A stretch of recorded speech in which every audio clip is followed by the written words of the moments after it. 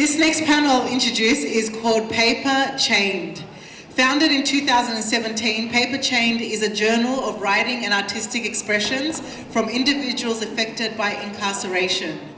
Damien Linnane became its editor in 2021. The magazine appears online and in print and features the writings and artworks of inmates, ex-prisoners, their family members, or work connected to the corrections system.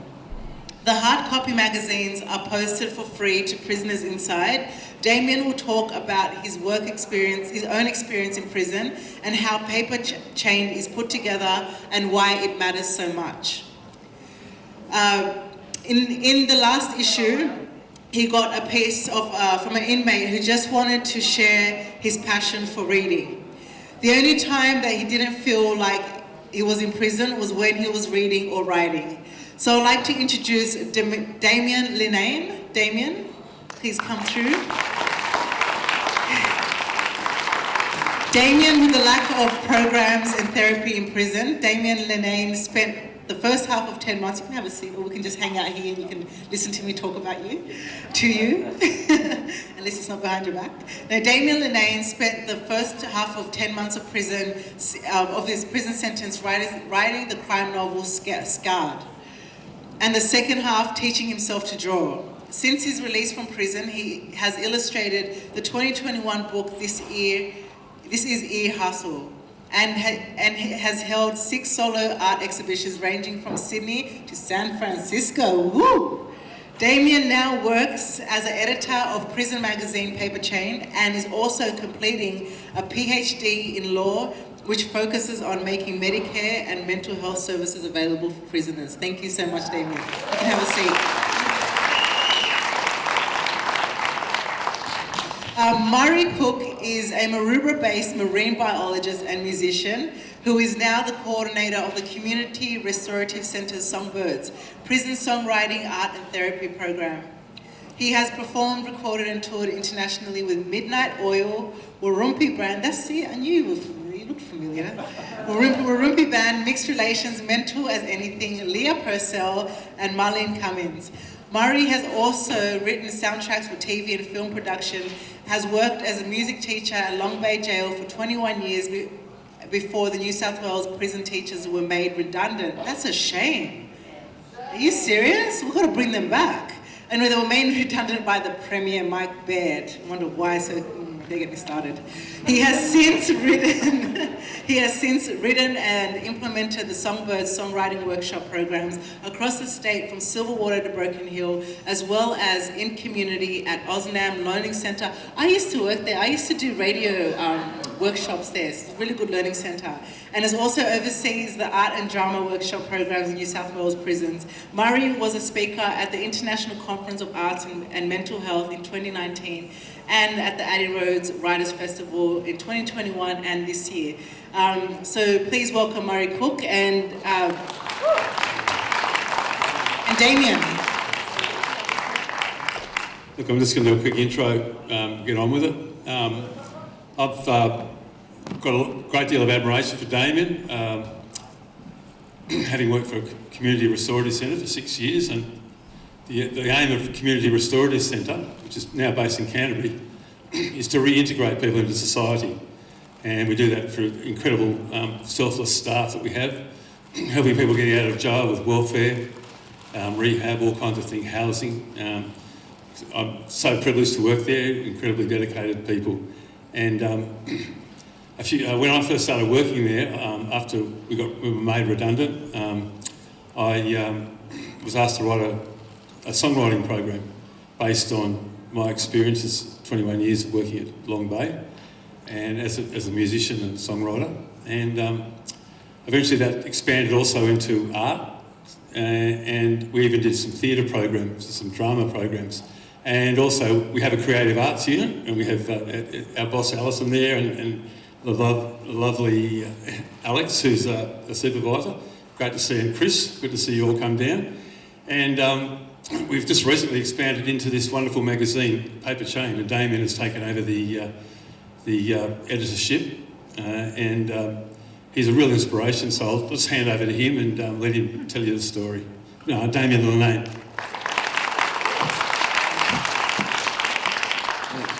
Hi everyone, thanks for having me. So I guess for the purpose of today, my story is going to start in 2015, where at the age of 29 I went into the prison system for the first time.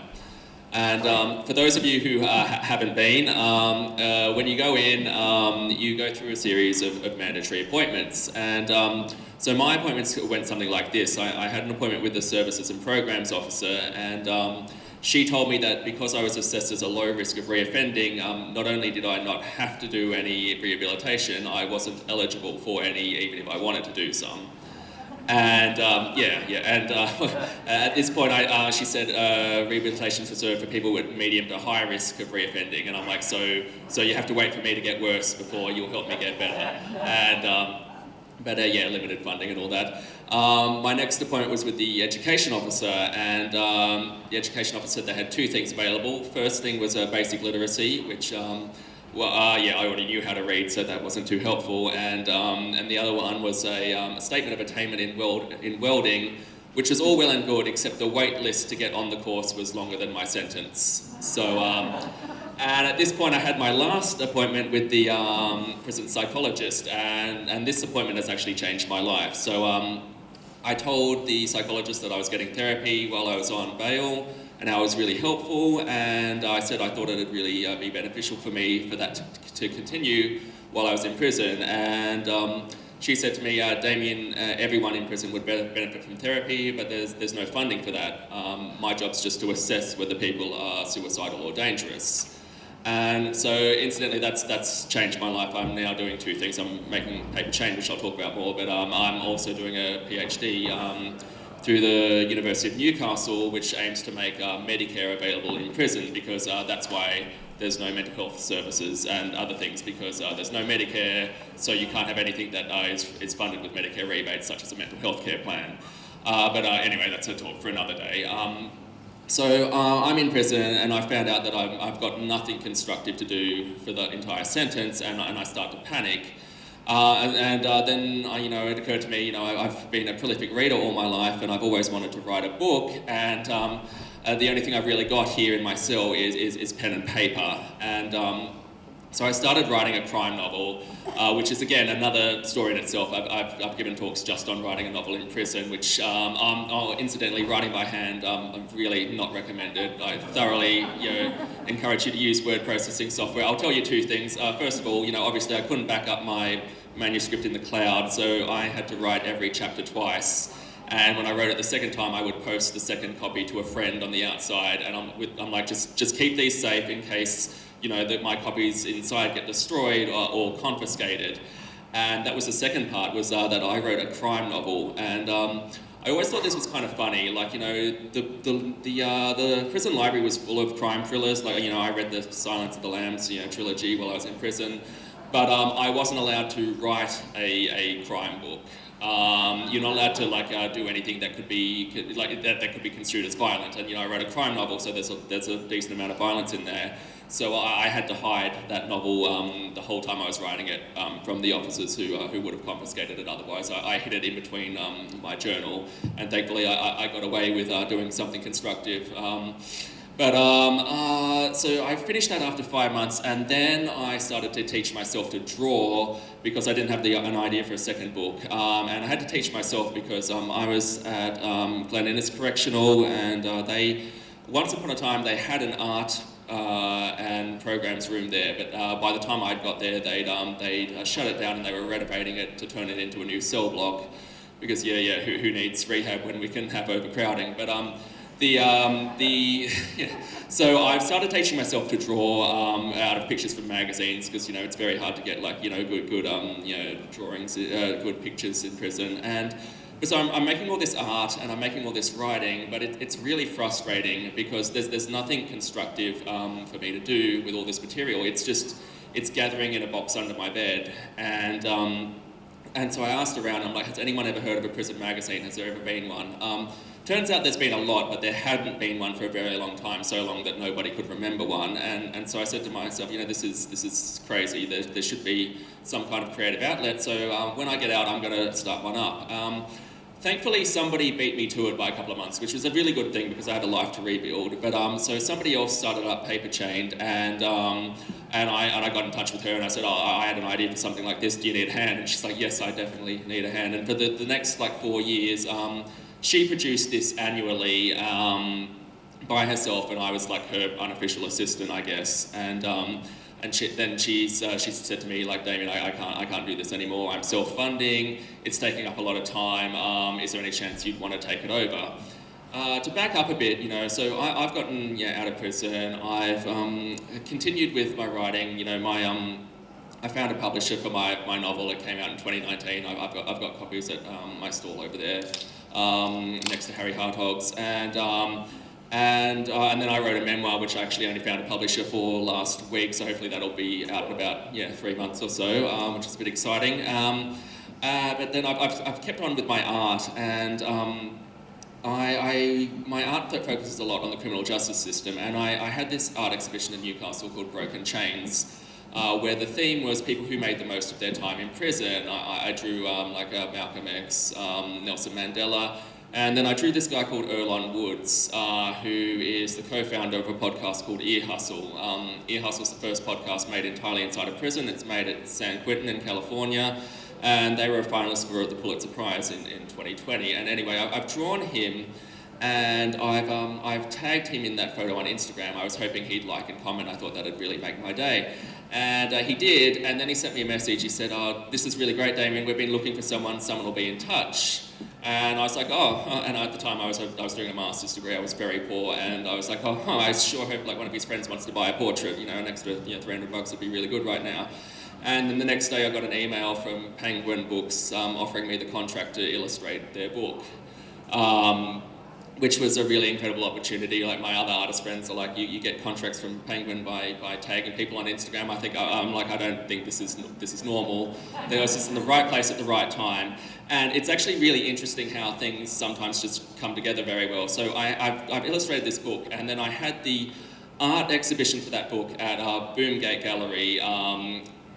Which is, as far as I'm concerned, one of Sydney's like best kept secrets. It's the art gallery that's like attached to the outside of Long Bay Correctional, and it's the only art gallery in Australia that only shares art from currently and formerly incarcerated people. And so I had the art exhibition there, and so at this stage I've taken over Paper Chained, and something we always had was we posted into prisons, and it was really hit and miss. Sometimes they get through, and sometimes it'd get rejected, and like sometimes get through this one prison, and then the next week it'd be rejected. It seemed to be dependent on whichever correctional officer was working in the mail room, and some of them would just like take one look at it, like, I don't, no, rejected, and they'd send it back. And then the assistant commissioner for corrections was actually at the art exhibition, and I explained this. I'm like, is there anything we can do to try and not get my magazine rejected, because I'm buying the stamps, and this is every time it gets sent back, that's money down the drain.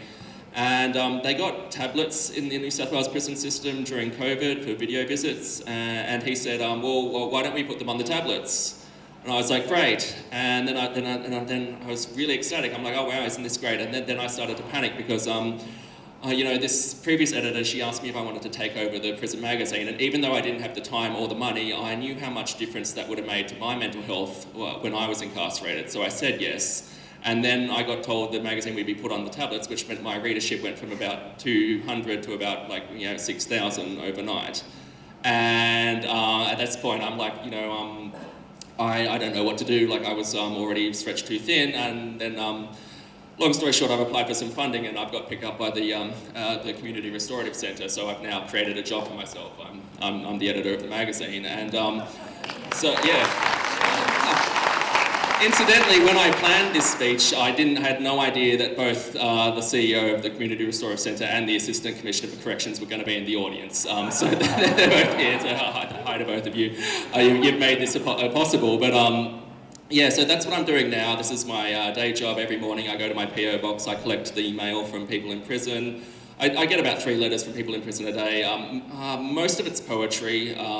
That seems to be the way people want to express themselves. A lot of it's quite dark. People are frustrated, they're alone, they're missing their family, but I think it's really important for them to get that out some way rather than just sitting in their cell being depressed.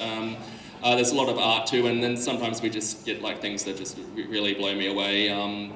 The magazine's available for free online, paperchained.com. You can all go read it for free. You can there's ways to donate as well there. But I know we are running a bit behind time, so I'll probably wrap things up there. But yeah, please, I've got a stall next between Harry Hartogs and the comic books. I'm selling my novel, Ear Hustle. We've only got one issue of Paper Chained left, one of the original ones that we used to bind together. And but yeah, please come and ask me questions because I love talking about it. And yeah, it's just it's really like this is my dream job now because I get mail every day. You know, it's hard to explain like how isolating prison is if you've never been there yourself. And so like I get letters from people who tell me like how much the magazines just changed their life because it's the first time they've seen something that they've accomplished like in print, and it's something they can be proud of. And so yeah, I guess that's my story. And I guess yeah, Murray.